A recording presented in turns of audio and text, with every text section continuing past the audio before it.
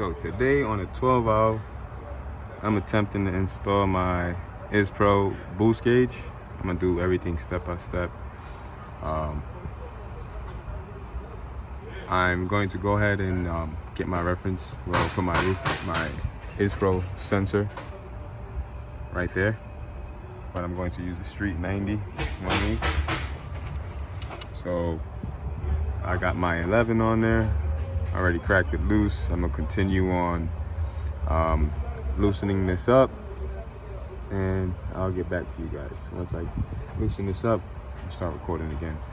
I am making my life a living hell because I'm not removing the intake horn. I'm going to do this all with everything still attached and in my way, and I'm going to make it happen. But let's get to it. 11 on your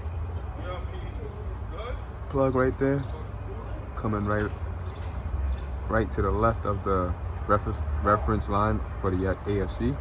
So that plug, got the wrench on it, you see it.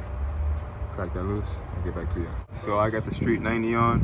The way I did it, I used the 18. And I was, this is a plumber's technique. You put it around, wrench over the Street 90, being that it has nothing to grab on, and I got everything there. So boom. So now that I got that like that, I got the sensor pointing towards over there. I'm going to have it at an angle and twist it over a quarter of a turn until she's nice and tight and snug. Then I can put some loom protection over my harness with a Isspro boost gauge. Connect it. See, we got the sensor on. It's tightened up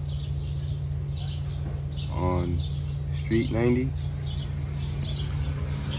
All that's left to do is just to get the loom, plug it up. Then we can see where we reading at with boost levels.